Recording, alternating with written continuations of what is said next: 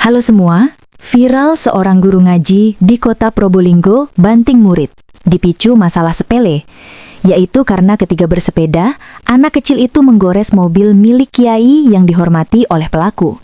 Karena pelaku adalah seorang guru ngaji, tentunya peristiwa ini menimbulkan pertanyaan, apakah cara mengajar anak di dalam Islam sedemikian brutal dan penuh kekerasan seperti ini? Enggak. Ini pasti bohong. Guru ngaji itu baik. Dia mengajarkan adab, mengajarkan cinta kasih dan kelemah lembutan. Masa muridnya buat kesalahan seperti itu bukannya dinasihati malah di smackdown? Nggak mungkin lah, nggak mungkin, bos. Mari kita baca dulu beritanya. Rekaman video berdurasi 15 detik yang memperlihatkan aksi brutal seorang guru ngaji terhadap muridnya.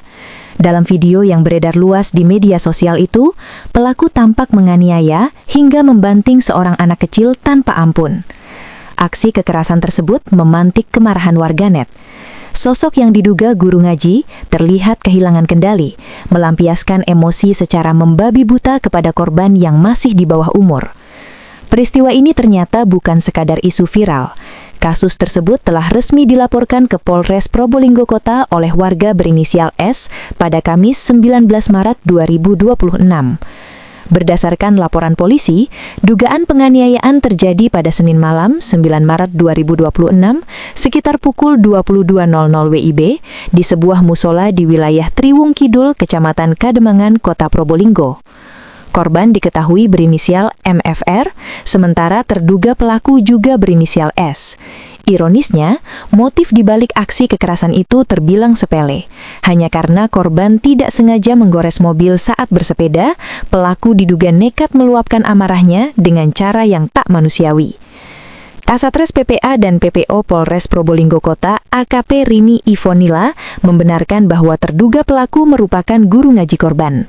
Betul, pelakunya adalah guru ngaji korban. Perkaranya karena korban tidak sengaja menggores mobil saat naik sepeda, sehingga terjadi peristiwa seperti di video, ungkap Rini Selasa 24 Maret. Saat ini polisi tengah bergerak mengusut kasus tersebut.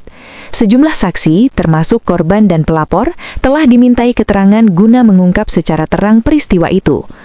Langkah yang sudah kami ambil adalah memeriksa korban, pelapor, dan saksi, serta mengumpulkan alat bukti. Selanjutnya, kami akan memeriksa terlapor, tutur Rini.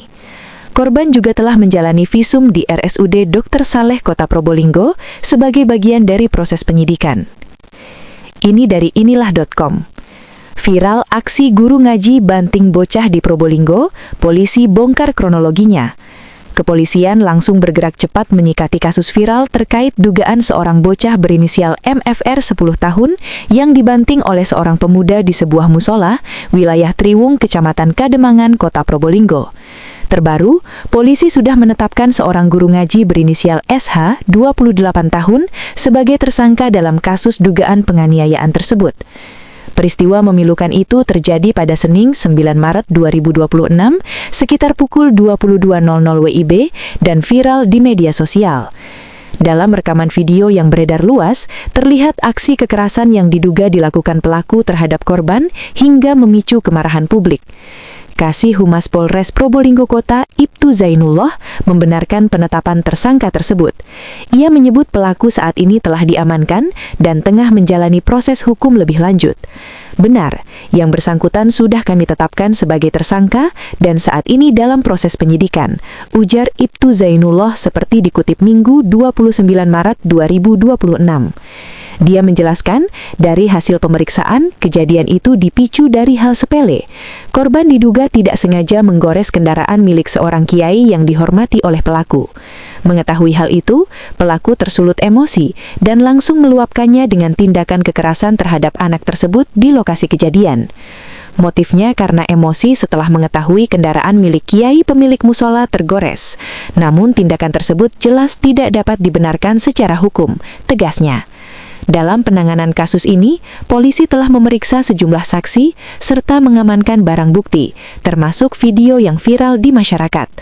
Akibat perbuatannya, tersangka dijerat dengan pasal 76C, Jungto pasal 80 ayat 1 Undang-Undang Nomor 35 Tahun 2014 tentang Perlindungan Anak dengan ancaman hukuman maksimal 3 tahun 6 bulan penjara.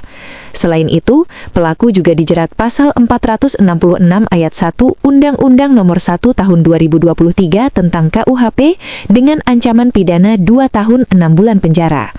Polisi menegaskan komitmennya untuk menangani perkara ini secara profesional, sekaligus memastikan perlindungan terhadap korban yang masih di bawah umur. Kami pastikan proses hukum berjalan sesuai aturan, serta memberikan perlindungan maksimal kepada korban, pungkasnya. Pihak kepolisian juga menghimbau masyarakat agar tetap tenang, tidak mudah terprovokasi, dan mempercayakan sepenuhnya proses hukum kepada aparat berwenang. Pak, itu masih bocah, ngapain lu banting-banting begitu? Lu katanya tuh karung atau gimana itu? Katanya ngajarin adab. Yang beginian bagaimana? Kan bisa dibilangin baik-baik ya. Perkara lecet doang, masih bisa dibenerin. Ini anak umur segitu, badannya masih kecil, lu banting-banting. Orang tua nitipin anak selain udah bayar, dia juga berharap ada ajaran yang baik dari guru-gurunya. Kalau begini caranya, lu mengajarkan kekerasan ke anaknya. Kelakuan lu nggak ada Pak. Bocah lu banting-banting begitu. Lecet masih bisa dibenerin Pak, masih bisa dikendengin tuh. Tuh, cuman perkara mental anak yang lu banting, gimana itu? Ada tanggung jawabnya nggak? Nih, tindak nih yang beginian nih, nggak bener nih. Ini dari situs Al-Manhaj. Hukum memukul anak murid untuk tujuan mendidik, oleh Syekh Abdul Aziz bin Abdullah bin Bas. Pertanyaan, apa hukum memukul murid perempuan untuk tujuan pendidikan dan desakan untuk melaksanakan kewajiban yang dimintanya dari mereka, supaya mereka tidak terbiasa meremehkannya? Jawaban, tidak apa-apa. Para pendidik pria dan wanita, serta orang tua, masing-masing mempunyai kewajiban untuk memperhatikan anak-anak dan menghukum anak yang harus dihukum jika berbuat lalai, hingga mereka terbiasa dan berakhlak mulia, serta senantiasa istiqomah dalam perbuatan sholih. Dalam hal ini telah diriwayatkan dari Nabi Shallallahu Alaihi Wasallam bahwasanya beliau berkata, perintahkanlah anakmu untuk sholat ketika umur 7 tahun dan pukullah bila umurnya 10 tahun, bila tidak sholat, dan pisahkan tempat tidur mereka antara laki-laki dan perempuan. Baik laki-laki maupun perempuan boleh dipukul apabila sudah mencapai umur 10 tahun dan melalaikan sholatnya, sebagai hukuman agar mereka istiqomah dalam melaksanakan sholat. Demikian pula untuk kewajiban-kewajiban yang lain dalam pendidikan, permasalahan rumah, dan lain-lain. Bagi para pendidik hendaknya memperhatikan pengarahan dan pengajaran mereka, tetapi dengan pukulan yang ringan yang tidak membahayakan, yang bisa menghasilkan tujuan yang dimaksud. Fatawa wa Maqalat Mutanawiyah 6304. Ini dari situs NU. Menghukum murid dengan pukulan, bolehkah? Islam sebagai agama yang mengajarkan kasih sayang, tentu tidak mentolerir segala bentuk tindak kekerasan seperti memukul saat menghukum atau mentakzir. Namun menghukum dengan menggunakan pukulan tidak serta-merta dilarang secara mutlak oleh syara, melainkan ada beberapa keadaan di mana seseorang diperbolehkan memukul saat melaksanakan hukuman dengan beberapa batasan-batasan yang harus dipenuhi. Dalam kitab Al-Mawsu'ah Fiqhiyah Tuwaitiyah, jilid 13, halaman 13, dijelaskan sebagai berikut. Bab memukul untuk mendidik. Bagi guru diperbolehkan memukul muridnya yang belajar kepadanya untuk mengajarkan tata krama. Melihat runtutan beberapa pendapat ulama, jelas bahwa para ulama membatasi pemukulan ini dengan beberapa batasan.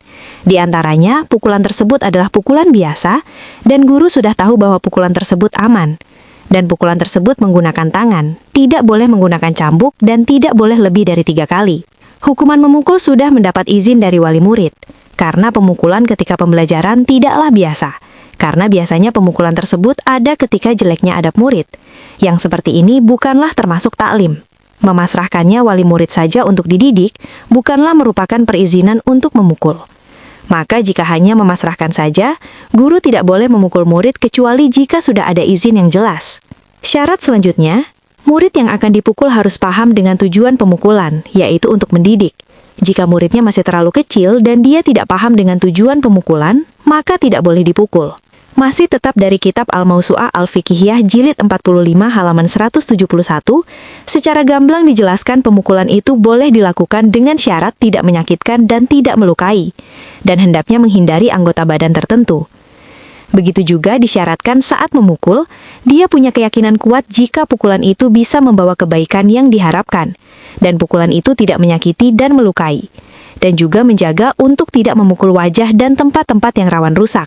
Selain pemukulan yang dilakukan guru kepada murid, juga diperbolehkan pukulan seorang ayah terhadap anaknya dan seorang suami terhadap istrinya yang nusyus atau membangkang. Namun juga ada batasan-batasan yang harus dipenuhi saat melakukan pemukulan tersebut. Imam Al-Mawardi berkata, boleh bagi guru mengajari tata krama muridnya dengan memukul untuk kebaikannya. Begitu juga ayah terhadap anaknya, suami terhadap istrinya yang nusyus atau membangkang. Maka bisa diambil kesimpulan bahwa segala bentuk pemukulan baik dalam dunia pendidikan, rumah tangga, itu dilarang. Kecuali pemukulan seorang guru kepada murid, suami terhadap istri, atau ayah terhadap anaknya. Itu pun dengan beberapa batasan-batasan yang telah dijelaskan. Walhasil, selain orang-orang tersebut atau hingga melampaui batasan-batasannya, maka pemukulan tidak diperbolehkan. Apalagi pemukulan itu dilakukan oleh kakak senior atau pengurus. Wallahu a'lam bishawab. Nah, menurut teman-teman, apakah perbuatan guru ngaji yang membanting muridnya secara brutal itu sesuai dengan ajaran Islam? Apakah ajaran Islam masih relevan untuk diterapkan saat ini? Kalau ajaran Islam sudah tidak relevan untuk zaman sekarang, bukankah itu artinya sekarang sudah saatnya ajaran Islam ditinggalkan? Jika menurut kamu ajaran Islam sudah saatnya ditinggalkan, segera cari agama lain dan bagikan video ini sebanyak-banyaknya. Sekian video kali ini. Sampai jumpa di video yang akan datang. Tuhan Yesus memberkati. Yang bawahan dari gereja bawang, kepalanya sungsang, otaknya diselangkang. Surganya cuma batang yang mencari lubang. Selalu mimpi disayang oleh para dayang. Hidungnya belang, mulutnya lancang, suka menantang. Dengan muka garang, tidak bisa menang. Kalau tidak curang, sering dapat uang. Menggunakan parang, tapi ngaku dagang di tanah abang.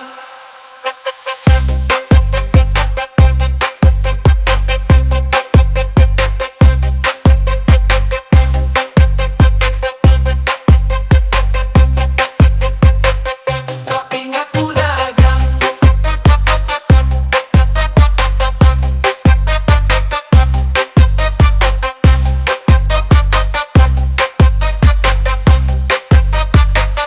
Di tanah bawang yang terbelakang, pengetahuannya kurang, nuraninya hilang. Percaya Tuhan yang berhutang, untuk Nabi berperang. Suka barang benci semua orang, merampok para tukang yang bekerja di ladang. Memperbudak bujang dan perempuan yang malang. Baju putih dia pasang lalu pergi ke simpang. Ibadahnya adalah nampang supaya dikira nyumbang. Dongeng dia pegang, sejarah dia buang. Orang bawang yang sedang tegang, jangan kamu girang, jangan kamu senang. Tidak ada gamang, tidak ada bimbang.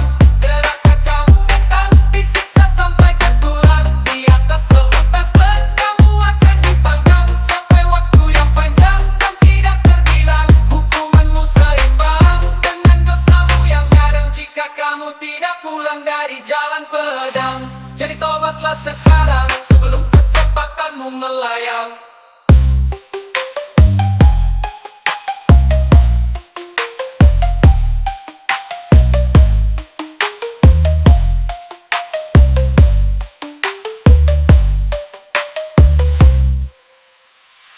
Orang bawang yang sedang tegang, jangan kamu girang, jangan kamu senang. Tidak ada gamang, tidak ada bimbang.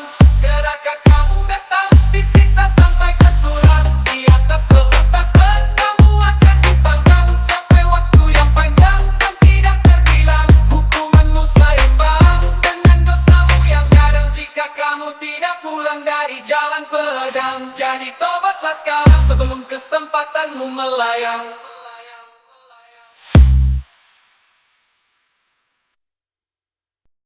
Naikkan gaji, kurangi pekerjaan, tambahkan fasilitas ibadah, perbanyak cuti. Aduh, pusing gue sama orang-orang ini. Kerjanya malas, keterampilannya kurang, tetapi nuntutnya banyak banget. Hai, apakah kamu baik-baik saja? Masalah SDM di perusahaan bikin aku pusing. Pasti masalahnya mereka malas kerja, kemampuan kurang, dan banyak menuntut kan? Loh, kok kamu tahu? Tentu saja. Semua orang tahu sifat mayoritas Indonesia. Jadi solusinya apa? Apakah kamu sudah coba ganti dengan orang-orang Kristen? Orang-orang Kristen emang beda? Tentu saja beda. Orang Kristen cenderung lebih pintar, lebih rajin, dan tidak banyak menuntut. Oh, begitu ya. Tetapi di mana aku bisa mencari karyawan Kristen? Nah, sekarang sudah ada aplikasi Iktus. Kamu bisa dengan mudah mencari orang-orang Kristen yang mau kerja. Wah, aplikasi ini bagus sekali. Mulai sekarang saya akan cari karyawan di Iktus. Nah, buat kamu yang cari kerja, buruan bergabung dengan iktus.com. Kami menunggu kamu di Iktus. Jangan lupa bagikan video ini Dan ajak teman-teman yang lain bergabung di Iktus.